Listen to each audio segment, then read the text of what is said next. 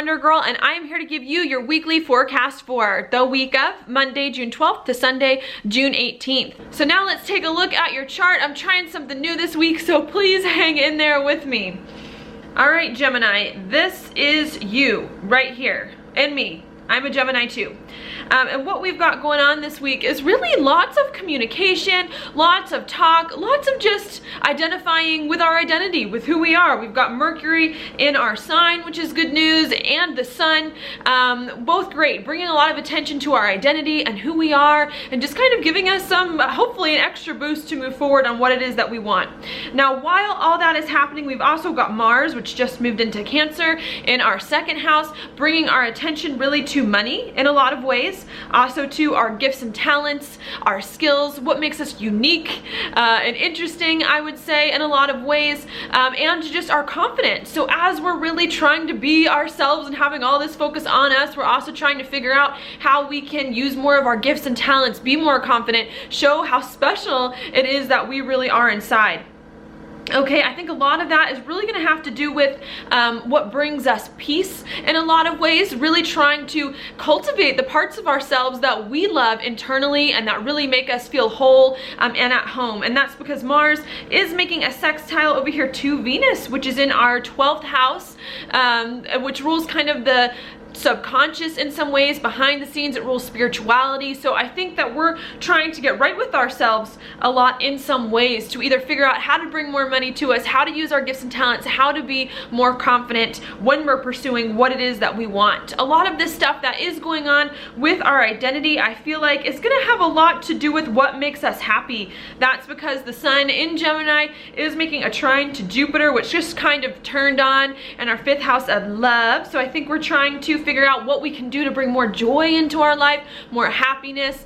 This could also have something to do with kids. If you have kids, doing more with them, romantic relationships in some way. So just trying to figure out what makes us special, what makes us feel happy, and commit more to exploring some of those things.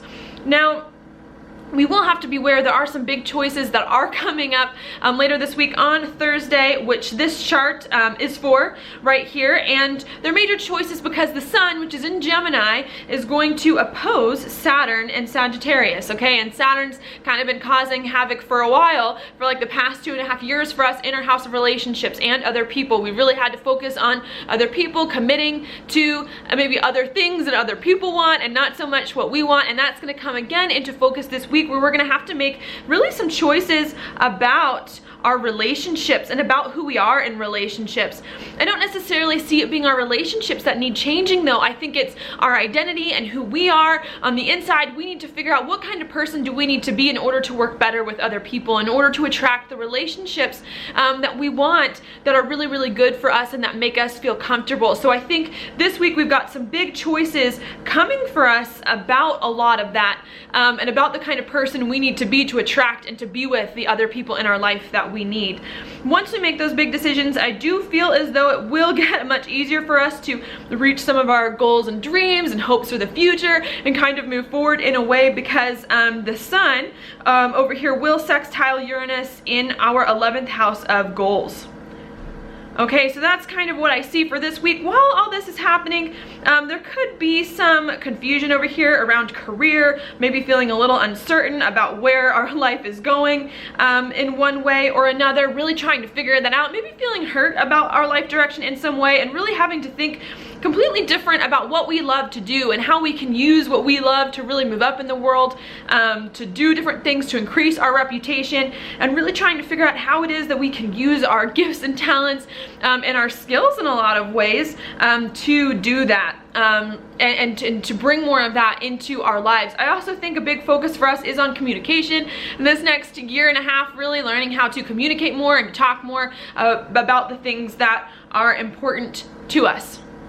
Okay, now your card for this week is the Queen of Cups reversed. Now this is an interesting card to have, because this is actually a card of being overly emotional in some ways, having a lot of emotional stuff come up this week and go from there. It's definitely an interesting card for a Gemini to get, because we're not really that emotional. I'm not in many ways, and that kind of thing. So maybe there's something that happens this week that brings up some feelings for us we weren't expecting to feel, and that then we have to deal with and kind of work out and try to get in the right perspective this week. So I think the message is don't get lost in your feelings with whatever happens this week, for better or for worse, and just try to keep everything in balance as we move forward. You know, a lot is coming up for us in relationships, in love, in what makes us happy, and where our life direction is going with all of that. And so I think the key is to just try to remain steady, balanced, and know that everything will be okay moving forward. So that's all I have for you this week. Thank you so much for watching my horoscope. If you like it, please like it on Facebook,